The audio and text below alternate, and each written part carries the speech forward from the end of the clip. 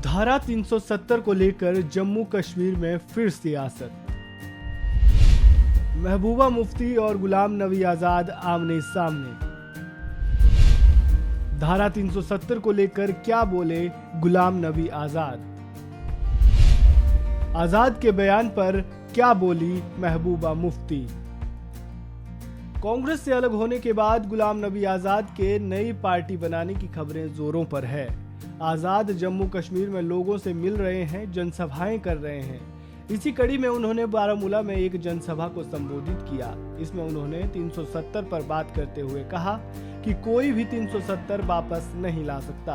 लोगों को इस मुद्दे पर गुमराह नहीं करना चाहिए। गुलाम नबी आजाद के इस बयान के बाद जम्मू कश्मीर की पूर्व मुख्यमंत्री महबूबा मुफ्ती ने अपनी प्रतिक्रिया दी है। पीडीपी प्रमुख महबूबा मुफ्ती ने कहा, यह गुलाम नबी आजाद की अपनी राय है। कांग्रेस ने अंग्रेजों के खिलाफ आवाज उठाई थी और उन्हें रोक दिया था। उसी तरह से जम्मू कश्मीर में भी कई ऐसी आवाजें हैं जो मानते हैं कि आर्टिकल 370 फिर से बहाल हो सकता है और ये मामला सुलझ सकता है। गुलाम नबी आजाद ने बारामूला में जनसभा को संबोधित करते हुए कहा था कि जम्मू कश्मीर में कोई भी धारा 370 को वापस नहीं ला सकता। ऐसा तभी हो सकता है जब संसद में 2/3 बहुमत हासिल हो। मैं वोट लेने के लिए कोई ऊपर अल्लाह को हाजिर नाजिर करके मैं कभी आपको गुमराह नहीं करूंगा। इस गुमराह में हमारे 1 लाख के लोग गए, 50,000 बेवाएं मरी, 4 से 5 लाख बच्चे हमारे यतीम हो गए, लाखों लोग बेघर हो गए। अभी भी वो ऐसा नारा न दें जो न मेरे हाथ में है न आपके हाथ।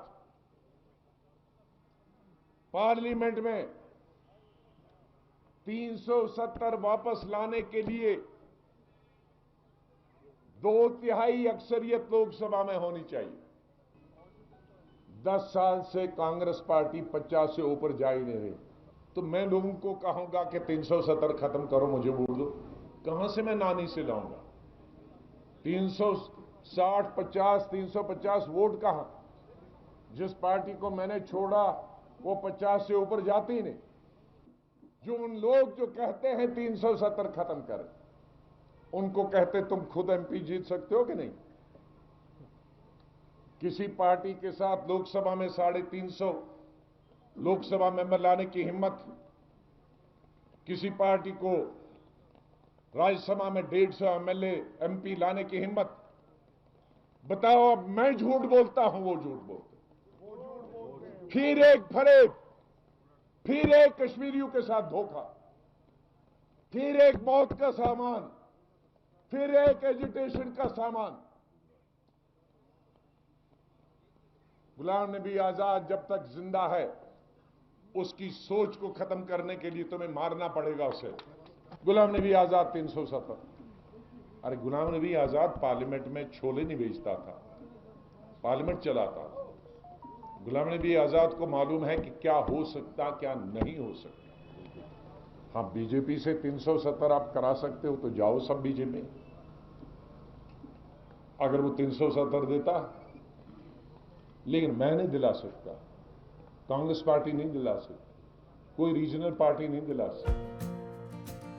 गुलाम नबी आजाद के नए पार्टी के ऐलान के बाद से ही वह लोगों के बीच जाकर उनके दिलों में अपनी जगह बनाने की कोशिश कर रहे हैं।